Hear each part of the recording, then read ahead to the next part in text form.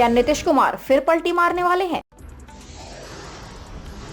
आखिर नीतीश कुमार ने क्यों किया वन नेशन वन इलेक्शन का समर्थन? राष्ट्रपति के रात्रि भोज में शामिल होने गए नीतीश कुमार पर उठने लगे कई सवाल।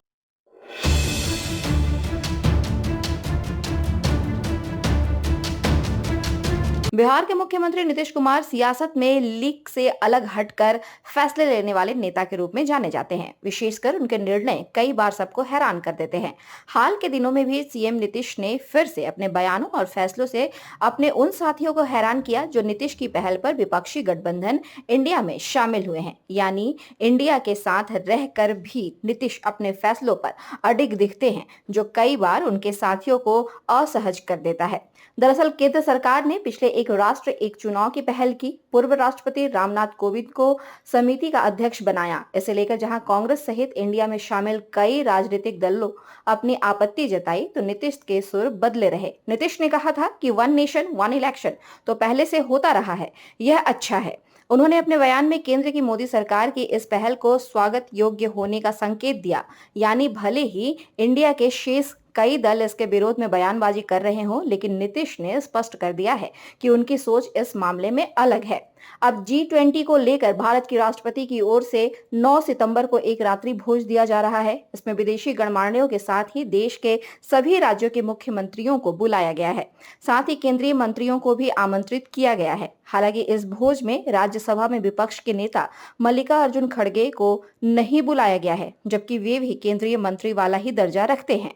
माना जा रहा है कि इसी कारण कांग्रेस शासित कई राज्यों के मुख्यमंत्री अब रात्रि भोज में नहीं जा रहे हैं। वे इंडिया में शामिल घटक दलों वाले शासित कुछ राज्यों के मुख्यमंत्री भी रात्रि भोज से दूरी बनाए हुए हैं। एक ओर कांग्रेस और इंडिया के घटक दलों के नेताओं ने इससे दूरी बनाई, तो दूसरी ओर नीतीश कुमार शनिवार को रात्रि भोज में शामिल होने निकल गए। जदयू नेताओं की ओर से कहा गया कि यह भोज राष्ट्रपति की ओर से आयोजित है, ऐसे में इनका राजनीति से कोई लेना देना नहीं है। लेकिन नीतीश कुमार का इसमें जाना सबको हैरान जरूर करता है।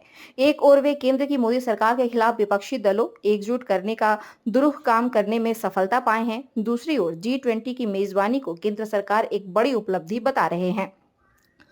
ऐसे में इस कार्यक्रम में नीतीश का जाना उनके कई साथियों को अच्छा नहीं लग सकता है। बावजूद इसके नीतीश ने फिर से अपने इस फैसले को सबको चौंका दिया है। यानी एक ओर नीतीश कुमार ने मोदी सरकार और भाजपा के खिलाफ बिगुल भी फूंक रखा है, वहीं दूसरी ओर वे राजनीतिक तकरार से अलग वन नेशन वन इलेक्शन हो या राष्ट्रपति का रात्रि भोज, इसे लेकर अलग किस्म की सियासी सोच पेश की है। हालांकि नीतीश कुमार की राजनीति को जानने वाले बताते हैं कि वे हमेशा ऐसे ही निर्णयों से सबको हैरान करते हैं।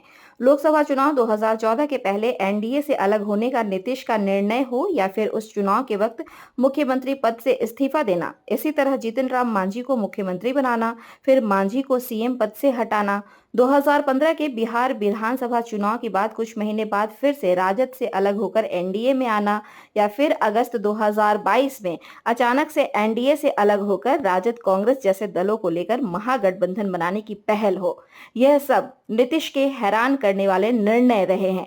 ऐसे नीतीश ने एक बार फिर से कुछ वैसा ही करके सबको चौंकाया है। Bureau report, India news viral, Bihar Jharkhand.